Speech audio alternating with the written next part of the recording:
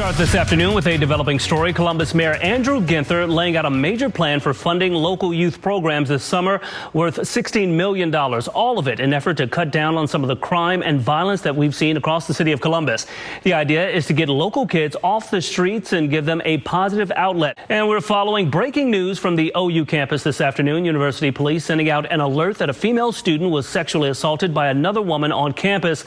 Investigators say that the pair set up a time to meet on campus. At some point, the victim believes that she was drugged and assaulted. At this hour, campus police are looking for that suspect. They're also urging students to remain on guard. And just last night, the president signed an order meant to speed up production, and now millions of dollars is being poured in to help. We've got the very latest this afternoon from D.C. All right, thank you, Jim. Happening this week, cyclists remembering those who've lost their lives on the road. Bree Buckley with the impact that it's having on families across Central Ohio. Happening right now just outside of Dallas, a Lockheed Martin plant is locked down after a fatal shooting at the main gate. Police say there was a confrontation at that gate. And of course, the Memorial Day weekend is off to a somber start as people across the country stop to remember the victims killed in recent mass shootings. The vice president was in Buffalo today. She dropped off flowers at a memorial for the victims of that grocery store shooting just weeks ago. She also spoke at the service for Ruth Whitfield. She was the oldest victim of that shooting. And then look at this. This is the scene in Texas tonight. A large number of people have been stopping by a memorial outside of Robb Elementary School to pay their respects to the 19 students and 2 teachers who were killed there on Tuesday. Also today, President Biden was at the University of Delaware speaking with the graduating class, and he told those students and their families it's time to end the violence and make the country safer. Our children. On Sunday, the president and the first lady will travel to Texas to meet with the families of those victims. All of it comes as questions remain about the police response to that shooting. Zareen Shaw has the very latest on the investigation. And this afternoon at the Ohio State House, a group gathered to remember the victims of the Texas school shooting, also demanding changes to the country's and the state's gun laws. One of the loudest voices is fighting to become the state's next governor. Keep you posted once we learn more. And happening tonight, Columbus police stepping up efforts to keep families safe at parks around the entire city. Bree Buckley is following that story for us tonight. And Bree, break down this program for us. Columbus police are on the front lines of the fight to save lives here in the city. We were given an inside look at the push and the reality of what's happening on the streets. On a recent night in the city, we joined First Assistant Police Chief LaShawna Potts, 23, embedded with officers in the 18th precinct. See, Eric has video footage of a 45 that was stolen. Potts looking to get a first-hand layout of what's happening in local neighborhoods. Is this one of the busiest? Oh, yeah, absolutely.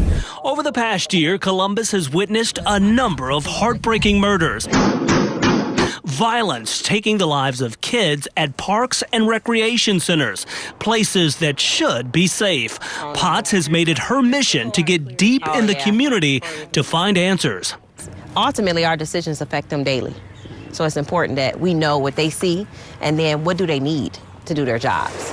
But that's why it's important that we have officers that we listen to, we talk to, because you all are the ones that are tasked with doing the work. The 18th precinct, home to several areas that are city hotspots. That Hyundai is the one that was stolen this morning. Top brass trying to get a feel for some of the problems. Apparently another car was stolen at the grocery store. At one stop, a car that had been ripped off. The culprit, just a kid, caught on camera, something we've seen a lot of lately.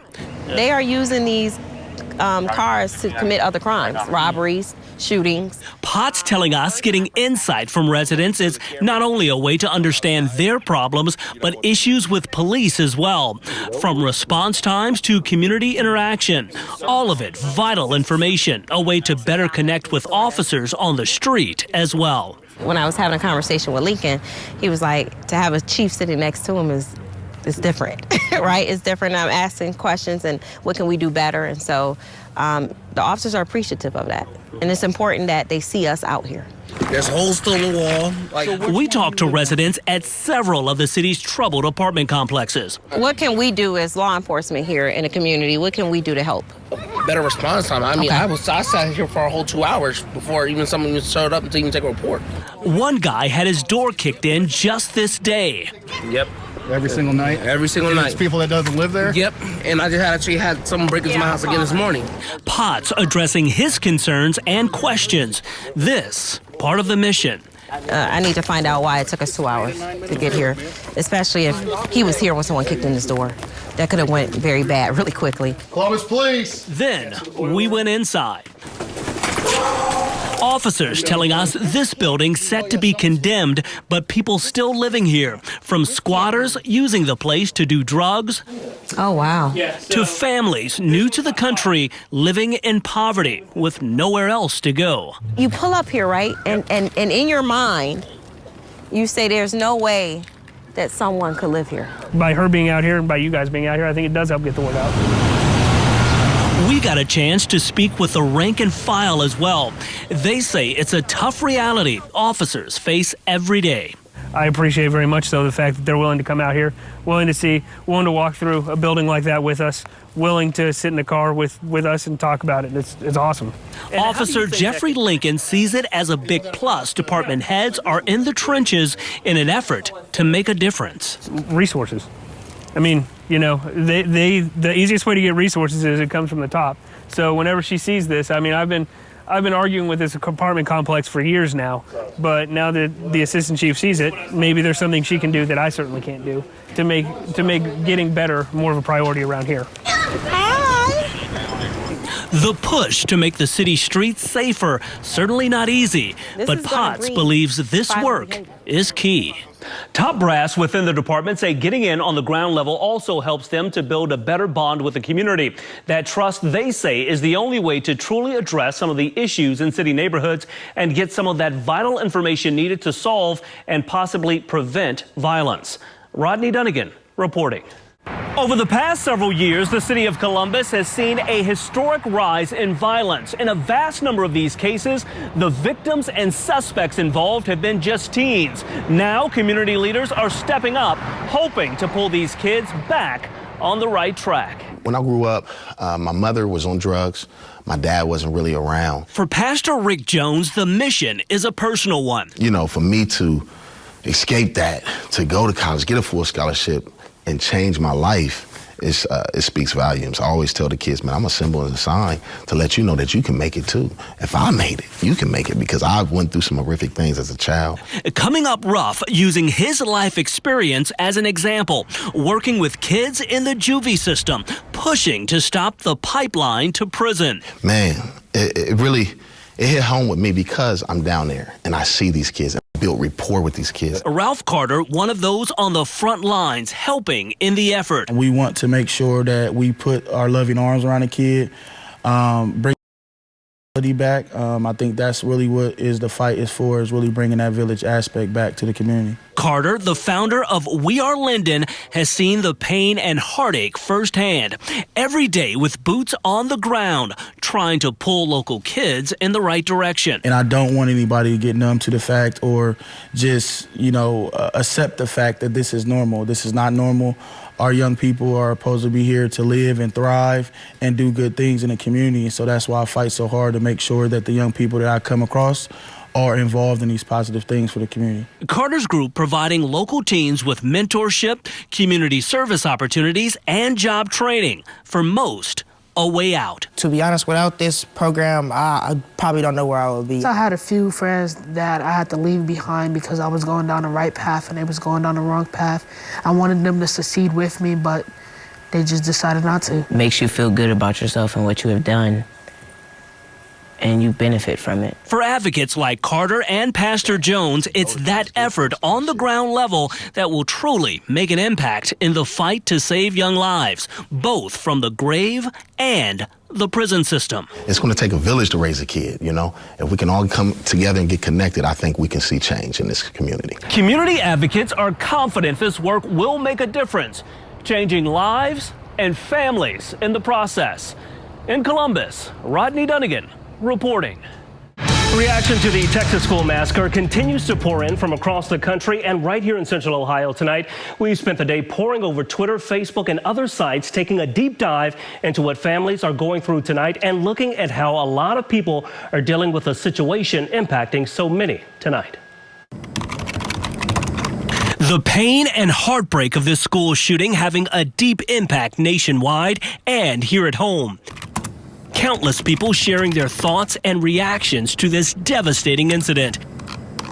We've spent the day gathering reaction from across the country and Central Ohio as well. First Lady Jill Biden saying she's stunned, angry, and heartbroken. Senator Rob Portman saying his heart goes out to the families of the victims of this horrible tragedy. Congresswoman Joyce Beatty pleading for an end to gun violence. Ohio's Secretary of State Frank LaRose providing crucial information to report school safety threats and mental health resources.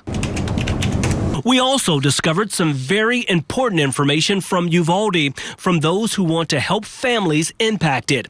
The local school district posted the Robb School Memorial Fund and details on how people can donate. The area's police department also posting this message to Facebook, detailing how folks can help families with medical expenses following this incident.